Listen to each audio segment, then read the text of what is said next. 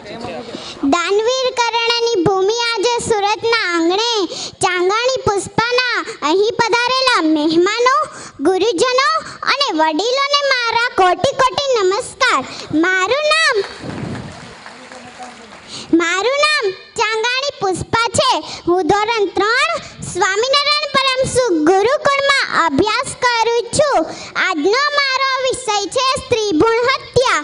હું આજે તમને એક અજન્મેલી દીકરીની વેદના કહીશ. એક અજન્મેલી દીકરીએ પોતાની માતાને લખેલો પત્ર.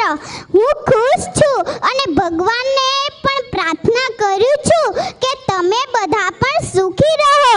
હું આ પત્ર એટલા માટે લખી રહી છું કે મેં એક સનસનાટી ભર્યા સમાચાર સાંભળ્યા છે, જેને સાંભળીને હું પગથી માથા સુધી કાંપી ઉઠું છું. હે માં, તું મને યાદ તો કરતી હોઈશ ને? હા, કેમ નહીં? કેમ કે તે મને જ્યારથી ત્યજી ત્યારથી આજ સુધી સૌથી વધારે યાદ પડે તે જ મને કરી હશે.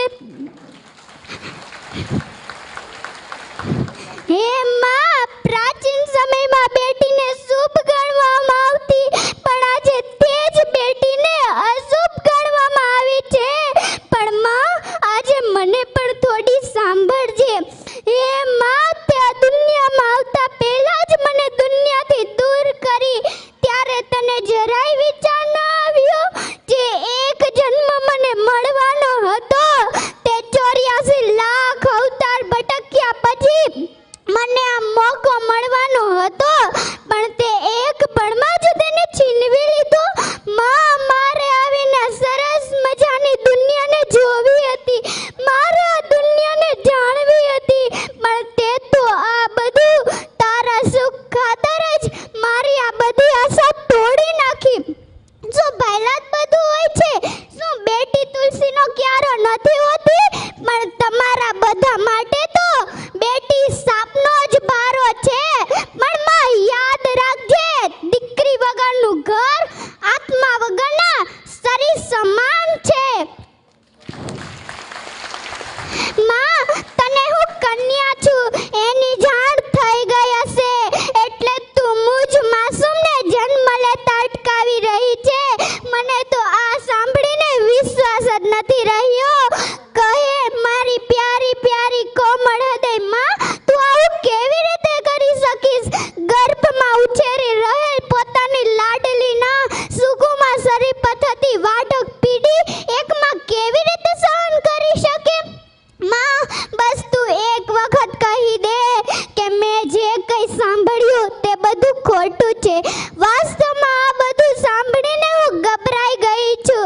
મારા તો હાથ પણ એટલા સુકોમળ છે કે તું ડોક્ટરની ક્લિનિક તરફ જતી વખતે તારો પાલો પણ જોરથી નથી ખેંચી શકતી. મારા તો ખભા પણ એટલા પાતળા અને કમજોર છે કે તેના વડે હું તને ભેટી પણ નથી શકતી. માં, મને મારવા માટે તું જે દવા લેવા ઈચ્છે છે એ મારા નાનકડા શરીરને ખૂબ જ કષ્ટ પહોંચાડશે. સ્નેહમય માં, એનાથી મને ખૂબ પીડા થશે. તું જોઈ પણ નહીં શકે કે આ દવા તારા ગર્ભની અંદર કેટલી ક્રૂરતાથી મને મારી નાખશે. ડોક્ટરની હથોડી કેટલી ક્રૂરતાથી મારી નાજુક નાજુક ખોપરીના ટુકડા કરી નાખશે. એની કાતર મારા પણ નાજુક હાથ પગને કાપી નાખશે. માં, જો તું આ દ્રશ્ય નિહાળતે તો આમ કરવાનો ક્યારે વિચાર પણ ન કરત. માં, ક્યારે વિચાર પણ ન કરત. માં, મને બચાવ, કૃપા કર, દયામય માં, મને બચાવ. આ દવા તારા શરીરમાંથી એ રીતે સરકાવી નાખશે કે જેમ ભીના હાથમાંથી સાબુની ગોટી સરકી જાય છે. ભગવાન માટે માં, ક્યારેય ન કરીશ. હું પત્ર એટલા માટે લખી રહી છું કે મારો તો હજી અવાજ પણ નથી નીકળતો. કહું તો કોને અને કેવી રીતે? મને જન્મ લેવાની ખૂબ લાલસા છે માં. હજી તો મારે તારા આંગણામાં ચમચમ નાચવું છે, તારા મમતા ભર્યા ખોરામાં રમવું છે. પણ ચિંતા ન કર, હું તારો ખર્ચ નહીં વધારું. ન લઈ આપતી મને ઝાંઝર, હું દીદીના નાના પડી ગયેલા ઝાંઝર પહેરી લઈશ. હું ભાઈના નાના પડી ગયેલા કપડાં કપડાથી શરીર ઢાંકી લઈશ. બસ માં એક વખત મને તારી કુખેથી બહાર આવીને ચાંદ તારાથી ભરી આકાશ નક્ષત્ર નીચે જીવવાનો મોકો તો આપ. મને ભગવાનની મંગલમ સૃષ્ટિનો વિલાસ તો જોવા દે. હું તારી પુત્રી છું, તારી લાડકી, તારી રાજકુમારી છું. મને તારા ઘરમાં આવવા દે. માં, જો હું પુત્ર હોત તો તું મને ઉછેરી લેત. પછી મારામાં શું દોષ? શું તું મને દહેજને લીધે પ્રેમ નથી કરતી? નહીં, તું દહેજથી ડરીશ નહીં. આ બધી ભૂલામણી છે. થોડી કોશિશ તું કરજે, થોડી કોશિશ હું કરીશ. મોટી થઈને હું મારા પગભર થઈ જઈશ. પછી દહેજ કોઈ મોટી વાત નહીં રહે, એનો ડર નહીં રહે. જોજે માં, મારા હાથમાં પણ મહેંદી લાગશે, શરણાઈઓ વાગશે અને તારા આંગણાનું એક પંખી બનીને હું ઉડી જઈશ. તું મને અત્યારથી ન ઉડાડ. હું તારો પ્રેમ ઈચ્છું છું. માં, એક પુત્ર માટે કોઈ માસૂમ પુત્રીનો બલિ આપવો એ કેટલી હદ સુધી યોગ્ય છે? આખરે મહાપાપ તારા અને તારા પુત્ર માથે જ ચડશે. નહીં, આમ ક્યારેય ન થવા દેતી માં, મારી પ્યારી માં. બસ હવે કૃપા કરી મને જન્મ લેવા દે. મને મારીશ નહીં, મને તારા બાગનું એક ગુલાબનું ફૂલ બનીને ખીલવા દે. મને કરમાવીશ નહીં. પરંતુ કોણ જાણે, સ્ત્રીઓ એ જ પુરુષ પ્રધાનમાં સમાજમાં જાતિ નિયમો વલણો સામે હાર માનીને હથિયાર હેઠા મૂકી દીધા છે કે પછી પુરુષ બનવાની આંધળી દોટમાં સ્ત્રી ભ્રૂણ હત્યામાં કઠોરતાનું કવચ ઓઢી લીધું છે. શું તેને પોતાની શક્તિ ઉપરથી ભરોસો ઉઠવા લાગ્યો છે? શું તેને પોતાની લાડકવાઈ બેટી ઉપર ભરોસો નથી? જો તેવું જ હોય તો ધિક્કાર છે નારી શક્તિને, ધિક્કાર છે સ્ત્રી ભ્રૂણ હત્યા કરનાર માતાને, અને ધિક્કાર છે તેના માતૃ તત્વને. કારણ કે હું માનું છું ત્યાં સુધી એક સ્ત્રીની મંજૂરી કે ઈચ્છા વગર કોઈ પણ ડોક્ટર કે પુરુષની હિંમત છે કે તેની કુખને હાથ લગાવી શકે? અરે, દીકરી એ લક્ષ્મીનું સ્વરૂપ છે. દીકરીની ઝગમગતી દ્રષ્ટિ સામે લાખો સૂર્યની રોશની પણ ઝાંકી પડી જાય છે. આવું લાડક વાયુ પાત્ર એટલે જ દીકરી. ઓર માતા એટલે વાત્સલ્યનું ઝરણું, પત્ની એટલે પ્રેમનું ઝરણું, પરંતુ દીકરી એટલે વાહનો દરિયો કહેવાય છે.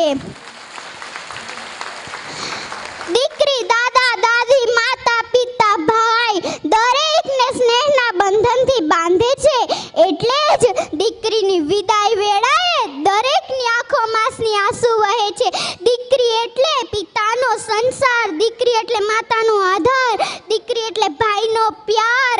આવો ત્રિવેણી સંગમ સાર્થક કરે એ જ દીકરી. જો દીકરો એ પિતાનું રૂપ છે, પરંતુ દીકરી એ પિતાનું સ્વરૂપ છે.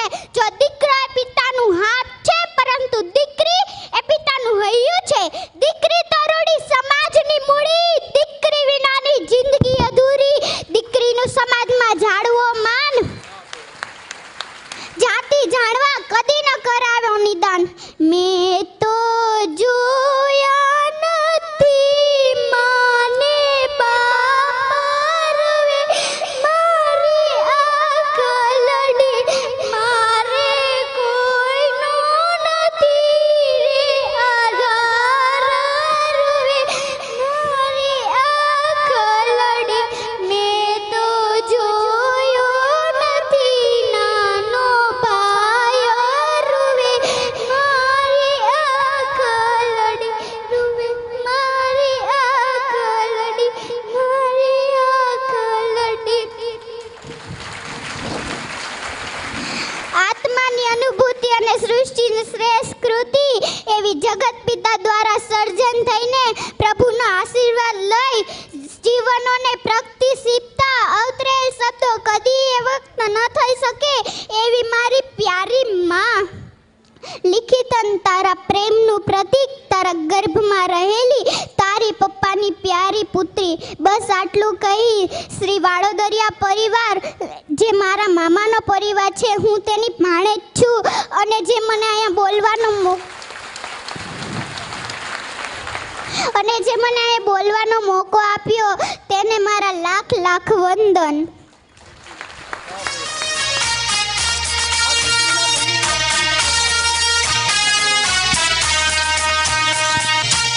ખૂબ ખૂબ ધન્યવાદ. ખરેખર આપણા પરિવારની આ ભાણી છે, એટલે ભાણી એટલે આપણી દીકરી જ છે, પણ આ દીકરી આજે જે બોલી છે એના મા બાપને ખરેખર 100 ધન્યવાદ, 100 અભિનંદન. આ દીકરીને સ્ટેજ ઉપરથી 2400 રૂપિયા પરિવારે આપ્યા છે. તાળીઓનો ગડગડાટ. પ્રમુખશ્રીને વિનંતી કરીશ કે તેઓ